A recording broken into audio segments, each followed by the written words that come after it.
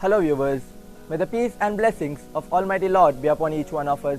In the previous video, we looked at the lives of some Islamic scholars who devoted their lives to the freedom movement. In today's video, let us look into some more Islamic scholars who devoted their lives to the same cause. Let us first begin with the life of Shaykhul Hind, Maulana Mahmud al-Hasan. He was one among the countless leaders who fought for our freedom. His sacrifice gave him the title of Shaykhul Hind. When he returned from Malta after being imprisoned for 3 years, he was received by Gandhiji, Maulana Shaukat Ali, Dr. Ansari, Maulana Abul Bari, Maulana Kifayatullah and others. The defeat in Tripoli and Balkan Wars deeply affected the Indian Muslims. Maulana understood that it was not possible to defeat the Britishers alone. He tried to get help from Afghanistan, Iran and Turkey. He established many centers for this in North India. Delhi was his center. Many leaders like Maulana Muhammad Ali, Maulana Shaukat Ali, Maulana Abul Kalam Azad, Maulana Obaidullah Sindhi, Dr. Ansari, Lala Lajpat Roy and Dr. Rajendra Prasad were members of his organization. Maulana, along with students of the Deoband educational institution, laid the foundation for Jamiatul Ansar. Due to the fear that he might be imprisoned any time, he went to Makkah and from there he went to Medina. In Medina, he met the governor of Turkey, Ghalib Pasha, and formed an alliance with him to fight the British. Then Maulana Mahmud al-Hasan visited the capital of Turkey and paid a visit to Ghalib Pasha and made arrangements. At the same time, Turkey's defense minister Anwar Pasha reached Medina and discussed about the plans of Maulana. Maulana expressed affirmation to the plan.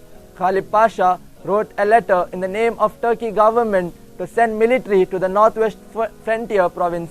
This letter was later famously known as the Ghalibnama.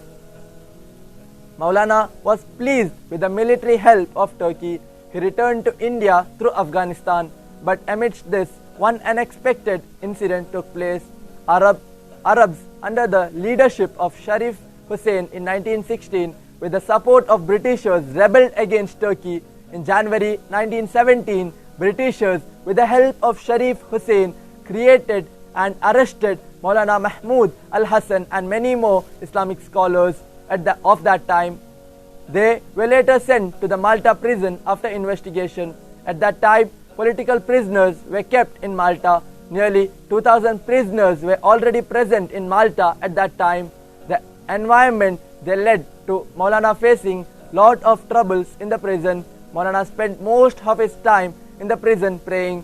He used to give lectures to the prisoners. These lectures led to many revolutionary thoughts within them. He translated the Holy Quran to Urdu within the prison. Protests for the release of Maulana began to increase in the country, and finally he was released after 3 years of imprisonment. Like many other scholars, Maulana Mahmud al-Hasan also gave fatwa for Swaraj.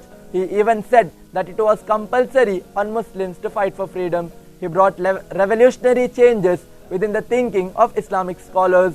During the non-cooperation movement, he travelled across the country at that old age. He propagated Hindu-Muslim unity throughout his life.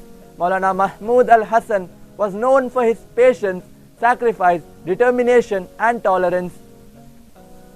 Let us now look at the life of Qazi Sayyid Ahmad Hussain. He was the first among the freedom fighters to give call for violence. He was a member of the organization named Hizbullah, meaning the group of Allah. Influenced by the principles of non-violence propagated by Gandhiji, he became a follower of Gandhiji. While providing his services in the Khilafat house along with Maulana Muhammad Ali and Maulana Shaukat Ali, Gandhiji asked him to return to Bihar after the people in Bihar requested for the same. In December 22nd, 1921, Gandhiji wrote in a newspaper, Young India, praising him that Krishna Prasad, Raja Rangadatta, Rana Shankar, Ghazi Ahmad Hussain and 150 other volunteers have been arrested. Bihar is saddened, and all these are great volunteers of the land. They have been working without much noise, fame and show continuously. Let us now look at Maulana Saeed Ahmad Dahlavi. He was born in Delhi in 1882. His family migrated from Kashmir. He was a Hafiz of the Quran. He had proficiency over many topics. He was a proficient writer. He was completely involved in the freedom movement. He had to be jailed for many times. He was first imprisoned in 1921 for 1 year, later in 1930 for 2 years, and he was again arrested in 1942 for 3 years. He was very close to Pandit Jawaharlal Nehru and Maulana Abul Kalam Azad. When Nehru became the Prime Minister, he sent his secretary to sign Maulana's pension papers for Rs 200 a month. Maulana kept the papers to his forehead and said that it was his responsibility to fight for freedom and that cannot be recompensed with any amount. Maulana used to receive a monthly pension of Rs 200 from the Nizam of Hyderabad.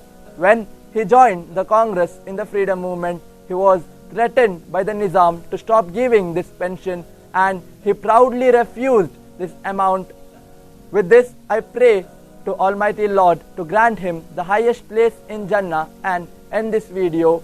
Please show our support by sharing and subscribing our videos and channel. Jai Hind.